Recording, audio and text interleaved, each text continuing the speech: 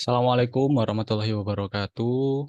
Perkenalkan kami dari kelompok 3 akan memaparkan terkait dengan diskusi yang telah kami lakukan terkait eh, MNC. Jadi MNC yang kami pilih yaitu McDonald's yang merupakan perusahaan yang berasal dari Amerika Serikat. Mungkin sebelum memaparkan terkait tugas yang diberikan oleh Mbak Tina terkait penjelasan MNC ini, kami ingin memaparkan terlebih dahulu terkait dengan sedikit tentang sejarah dari perusahaan McDonald ini. Mungkin untuk Mas Reza bisa dilanjutkan. Terima kasih.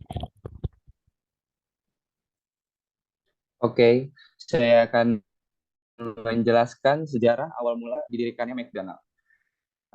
McDonald didirikan oleh Richard dan Maurice McDonald pada tahun 1940. Ini adalah pemimpin makanan cepat saji restoran terbesar berdasarkan pendapatan. Melayani lebih dari 69 juta pelanggan setiap hari melalui lebih dari 40.000 gerai. Awalnya didirikan sebagai restoran. Kedua bersaudara pendiri ini kemudian menata ulang bisnis tersebut sebagai kedai hamburger, kemudian mengubah menjadi waralaba. Logo Golden Arch yang menonjol diperkenalkan pada tahun 1953. Dan kemudian pada tahun 1955, pengusaha Ray Kroc bergabung dengan perusahaan tersebut dan mulai membeli rantai tersebut dari McDonald bersaudara. Oke. Terima kasih. Selanjutnya mungkin Selanjutnya. langsung masuk aja ya ke pembahasan utama dari tugas ini. Mungkin yang pertama dari pembahasan struktur organisasi terlebih dahulu. Jadi gimana teman-teman struktur organisasi dari McDonald's ini? Mungkin bisa dijelaskan. Jadi menurut saya struktur organisasi McDonald ini memiliki struktur organisasi yang divisional, di mana masing-masing divisi diberi tanggung jawab operasional berdasarkan letak geografis. Perusahaan ini dipimpin oleh tim eksekutif yang terbagi menjadi 3 area, yaitu korporat atau perusahaan, regional, dan fungsional. Struktur organisasi McDonald memiliki 3 karakteristik utama, yaitu hierarki global, divisi berbasis kinerja, dan kelompok berbasis fungsi. Hierarki global McDonald mencakup semua operasi di seluruh dunia. Divisi berbasis kinerja McDonald membagi pasar berdasarkan kinerja, sedangkan kelompok berbasis fungsi McDonald membagi operasi perusahaan berdasarkan fungsi seperti pemasaran, penjualan, rantai suplai, operasi restoran, hukum, keuangan, dan SDM. Untuk lanjutannya, Safa.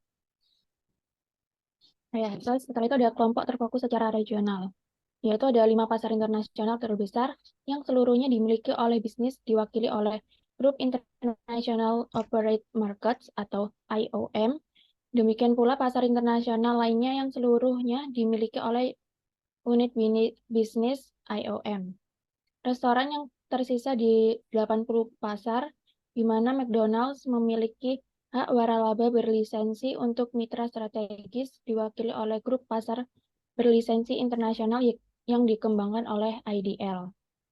Selama bertahun-tahun, sektor bisnis ini telah mengalami sejumlah reorganisasi. Sebelum reorganisasi yang dimiliki pada tahun 2015, restoran dikelompokkan berdasarkan kinerja dalam kelompok fokus regional. Penataan ulang selanjutnya menghasilkan rendisi terkelola yang terdiri dari lebih dari 3, ada IDL, IOM, dan juga AS. Selanjutnya bisa dilanjutkan sama Bianca. Berikut selanjutnya adalah gugus fungsi. Pada akhirnya divisi McDonald Corporation mencakup kelompok fungsional. Ini termasuk pembelajaran dan pengembangan komunikasi, kepatuhan, dan keberlanjutan. Setiap kelompok fungsional ini dalam suatu organisasi McDonald berada di bawah kepemimpinan seorang eksekutif perusahaan atau manajer senior. Kelompok-kelompok ini memungkinkan bahwa McDonald menangani fungsi bisnis penting dengan lebih baik, seperti manajemen sumber daya manusia, mendorong inisiatif keberlanjutan, dan penguatan budaya organisasi McDonald Corporation. Untuk selanjutnya tentang struktur organisasi dan peran yang dimainkan dalam organisasi modern seperti apa, bisa dilanjutkan.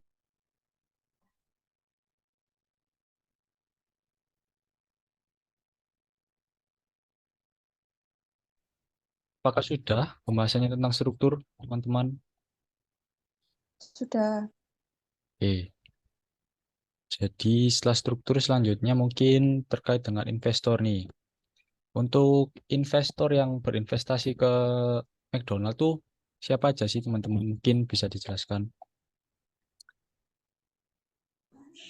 Baik, di sini saya akan menjelaskan tentang bagaimana atau siapa aja yang berinvestasi atau berinvestor pada perusahaan McD. Dalam perusahaan McD, cara untuk berinvestasi antara perusahaan yaitu dengan cara menanam atau membeli saham. Saat ini dapat diperkirakan bahwa adanya 10 perusahaan teratas yang berinvestasi atau pemegang saham dalam perusahaan McD. Perusahaan antaranya yaitu yang pertama perusahaan Pangurad Group Inc. dengan jumlah saham yakni 64 miliar 935 787.000 dan jumlah pemilikan yaitu sebesar 6,5.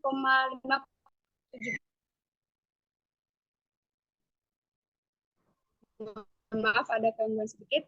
Selanjutnya yaitu perusahaan State Street Corp dengan jumlah saham yakni 36 miliar 57 juta 231.000 dengan jumlah kepemilikan yaitu 3,65.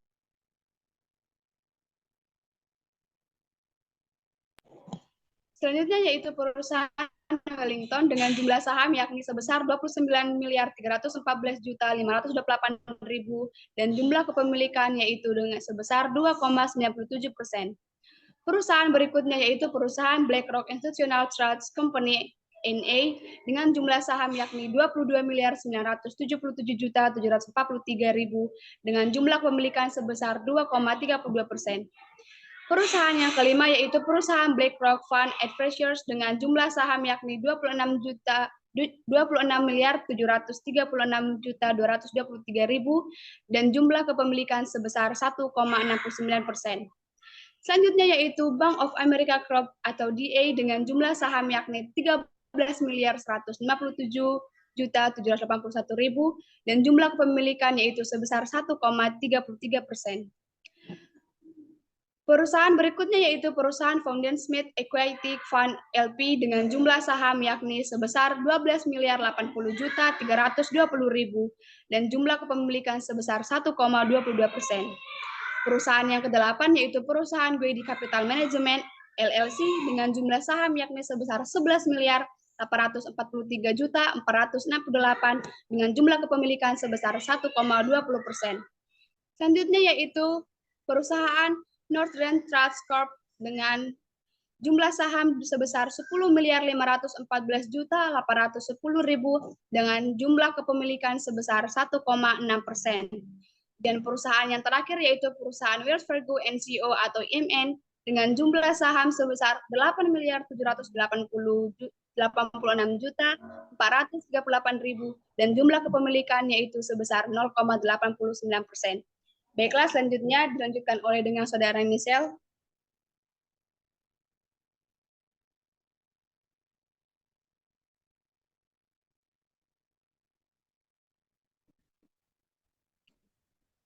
Selain beli saham, juga bisa investasi dengan cara beli franchise.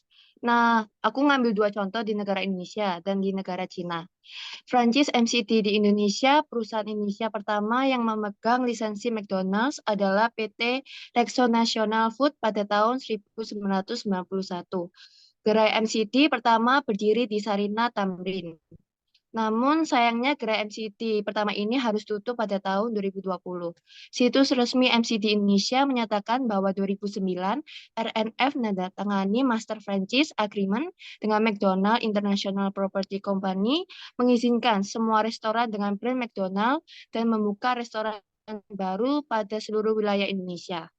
Menurut catatan hingga tahun 2022 sudah melebihi 200 gerai McDonald yang tersebar di berbagai kota dan melibatkan lebih dari 14.000 karyawan yang bekerja di McDonald.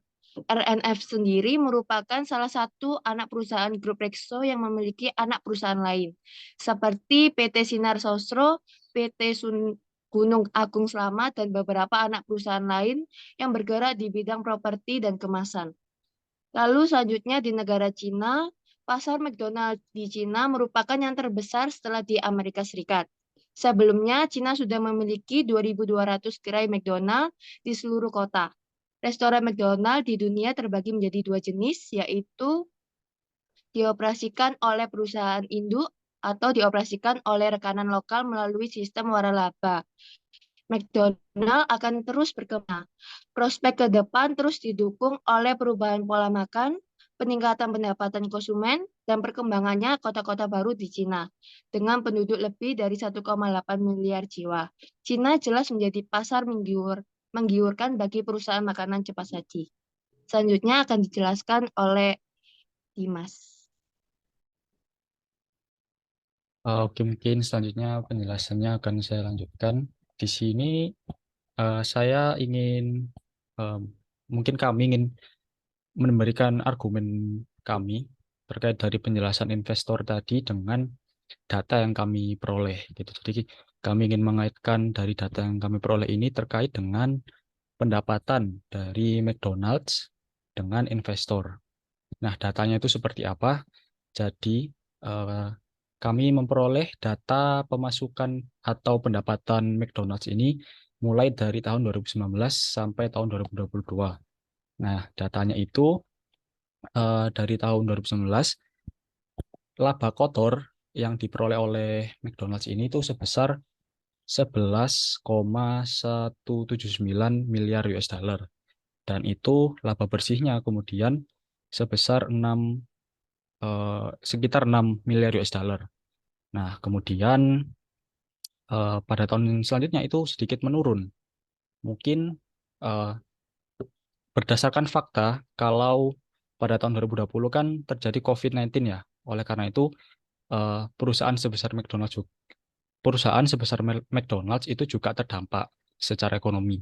Nah, karena dari data yang kami peroleh ini pada tahun tersebut itu pendapatan kotornya itu yang didapatkan oleh McD itu hanya sebesar 9,7 miliar US dollar. Kemudian laba bersihnya itu hanya 4,7, sekitar 4,7 miliar US dollar. Nah, yang kemudian tahun selanjutnya itu naik kembali karena mungkin resesi ekonomi dari COVID-19 ini sudah sedikit hilang, kemudian kembali lagi untuk pendapatan yang didapatkan oleh McD. Karena pada tahun 2021 ini laba kotor yang diperoleh itu sebesar 12,5 miliar US dollar. Untuk laba bersihnya sendiri itu sebesar 7,5 US dollar, miliar US dollar. Yang kemudian pada tahun selanjutnya yaitu tahun 2022 atau tahun kemarin itu untuk laba kotornya itu meningkat sebesar 13,2 miliar US dollar. Lalu untuk laba bersihnya itu sebesar 6,1 miliar US dollar. Nah, ini kalau dilihat dari laba bersihnya mungkin 2021 ini lebih unggul ya. Kalau argumen dari kami itu mungkin karena seperti yang kita tahu kan kalau di 2021 ini McD sempat berkolaborasi dengan BTS ya, yang kemudian mungkin meningkatkan eh, produksi dan pembelian dari McD ini yang kemudian pendapatannya jadi bisa sebanyak itu. Nah, jadi argumen dari kami itu dari data-data tersebut yang menurut kami cukup stabil. Nah, itu mengakibatkan banyak investor yang mau berinvestasi ke McD. Itu karena kan selain di tahun 2020 yang dimana terjadi COVID, itu pendapatan dari McD itu terkesan stabil gitu. Jadi oleh karena itu ada banyak investor yang ingin berinvestasi ke McD itu, atau setidaknya mungkin itu salah satu argumen dari kami terkait kenapa kok banyak yang akhirnya ingin berinvestasi ke McD, karena laba atau pendapatan dari McD itu terkesan stabil seperti itu. Mungkin sekian ya penjelasan dari saya. Selanjutnya mungkin terkait tentang basis produksi ya. Mungkin bisa dilanjutkan. Oke, selanjutnya saya akan membahas tentang basis produksi McD ya. Jadi kita biar paham, saya akan masuk ke definisinya dulu. Jadi basis produksi adalah wilayah produksi yang terkonsentrasi dengan posisi ekonomi yang relatif penting di tingkat nasional atau lokal, yang secara mereka itu dapat menyediakan produk dalam jumlah besar dalam waktu jangka panjang.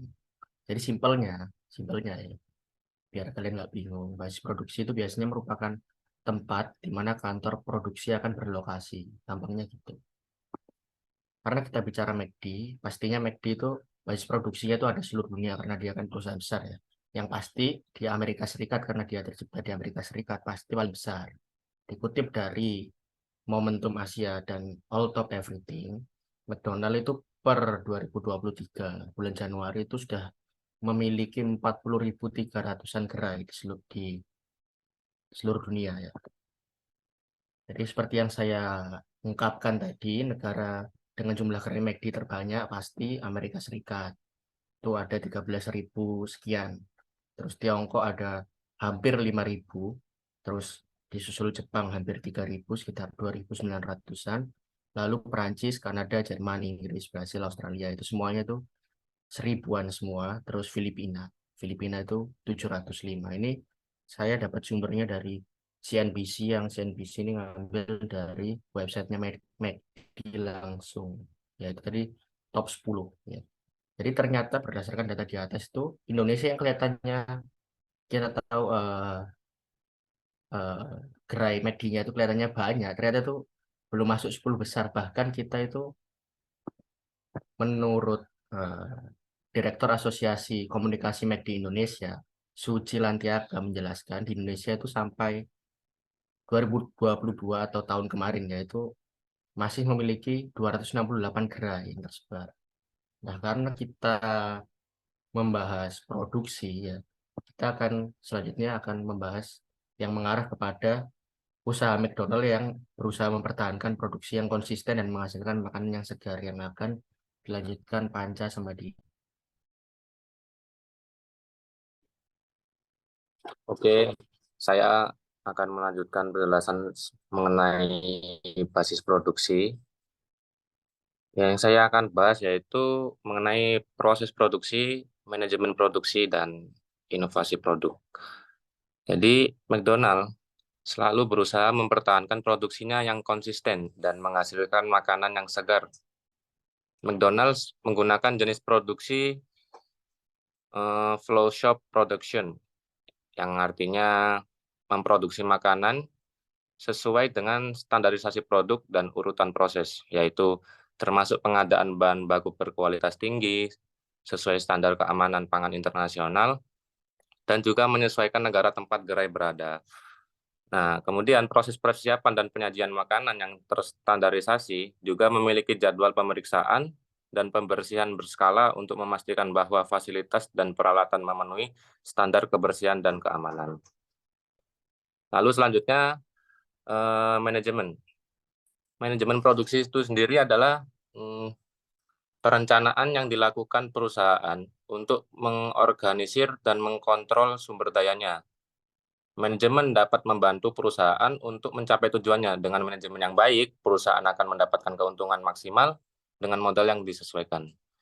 Nah, tujuan dari manajemen itu sendiri yaitu memang ya seperti perusahaan lain, yaitu memaksimalkan keuntungan dan meminimalisir kerugian. Nah, dalam kasus McD sendiri, manajemen yang digunakan sudah dalam tingkat global. Namun, setiap negara di mana McDonald berada, pasti memiliki kebijakan yang berbeda tentunya dalam strategi manajemennya. Kebijakan yang merupakan salah satu komponen proses strategi ini menjadi kunci dari kesuksesan manajemen global McD.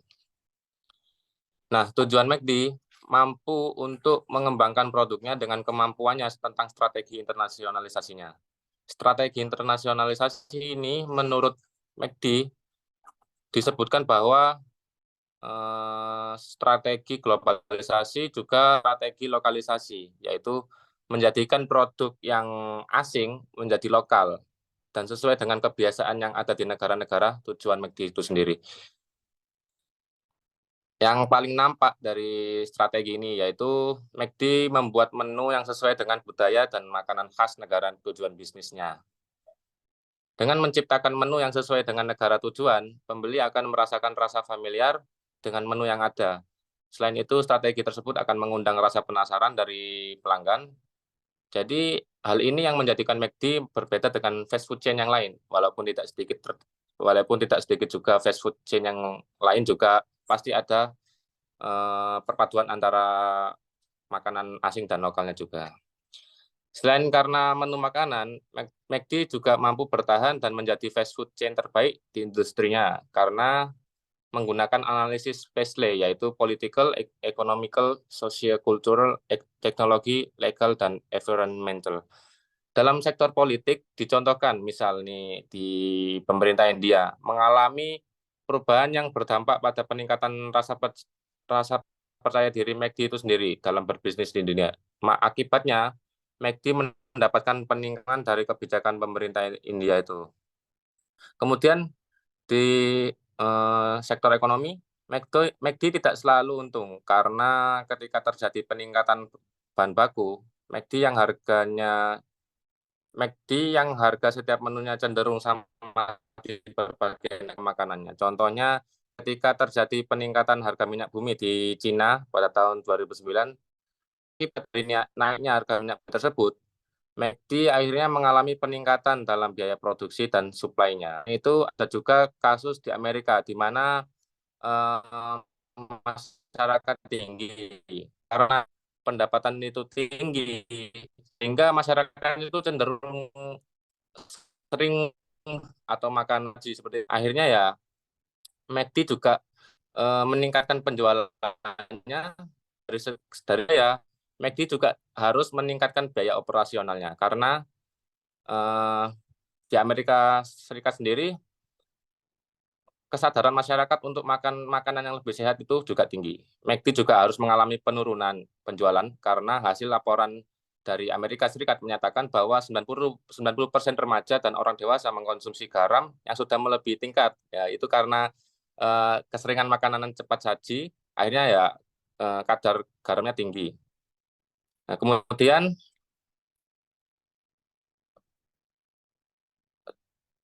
McD juga menuliskan mengapa kesuksesan McD itu sedikit banyak dipengaruhi oleh adanya globalisasi. Globalisasi yang banyak berpengaruh pada semakin terbukanya negara sehingga mempermudah jalannya pertukaran budaya. Dari penjelasan di atas, McD menyimpulkan bahwa kesuksesan McDonald's sendiri sebagai fast food chain tidak lain dipengaruhi oleh adanya globalisasi. Berawal dari Amerika Serikat dan kini sudah memiliki berbagai cabang di luar Amerika Serikat. Cukup membuktikan bahwa McD mampu bertahan dalam persaingan global. Strategi yang digunakan oleh McD didasarkan dari moto mereka yaitu think globally and act locally, yang artinya yaitu berpikir global dan bertindak lokal. Semua tindakan dan komponen dalam proses manajemen strategis mereka dipengaruhi oleh moto tersebut. Moto tersebut membantu McDonald untuk lebih beradaptasi sehingga dapat meminimalisir gesekan antara McD dengan faktor-faktor eksternal. Itu saja yang bisa saya jelaskan mengenai manajemen dan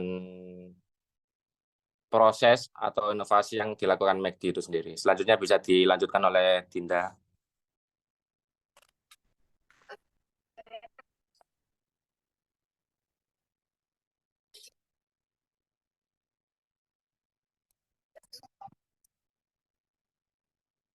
Dinda, sorry, suaranya nggak kedengeran. Selanjutnya saya akan memaparkan alasan McD bisa memiliki banyak gerai di dunia. McDonald berhasil membangun jaringan gerai yang luas dan tersebar di seluruh dunia berkat beberapa faktor penting seperti yang pertama, model bisnis yang teruji dan sukses. Model bisnis McD terbukti sukses di seluruh dunia dengan menawarkan menu yang konsisten dan harganya terjangkau dengan pelayanan cepat dan ramah. McD berhasil menarik pelanggan dan membantu perusahaan memperluas jaringan gerainya. Yang kedua, fokus pada pertumbuhan global. McD memiliki fokus yang kuat pada pertumbuhan global yang memungkinkan perusahaan untuk membuka gerai baru di seluruh dunia. Perusahaan ini memiliki tim manajemen yang berdedikasi untuk mengeksplorasi pasar baru dan mengembangkan strategi ekspansi yang efektif. Yang ketiga, kemitraan dan franchise. McD bekerja sama dengan mitra franchise untuk membuka gerai baru di seluruh dunia. Franchise memainkan peran penting dalam ekspansi MCD karena memiliki pengetahuan tentang pasar lokal dan mampu membantu perusahaan menghadapi tantangan lokal yang mungkin timbul. Yang keempat, inovasi produk dan teknologi. MCD terus berinovasi dalam pengembangan menu dan teknologi, seperti pemesanan melalui aplikasi dan layanan drive-thru yang membantu perusahaan mempertahankan daya tariknya dan meningkatkan efisiensi operasionalnya. Yang kelima, brand recognition. MCD adalah merek global yang dikenal di seluruh dunia. Hal ini memudahkan perusahaan untuk memperluas jaringan gerainya karena merek ini sudah akrab di masyarakat dan memiliki daya tarik yang kuat. Semua faktor tersebut memberikan kontribusi besar dalam mempertahankan posisi MCD sebagai merek paling sukses dan populer di dunia. Oke, mungkin itu saja pemaparan diskusi dari kelompok 3. Kurang lebihnya kami mohon maaf. Kami akhiri. Wassalamualaikum warahmatullahi wabarakatuh. Selamat siang. Waalaikumsalam. Waalaikumsalam. Selamat siang, selamat siang.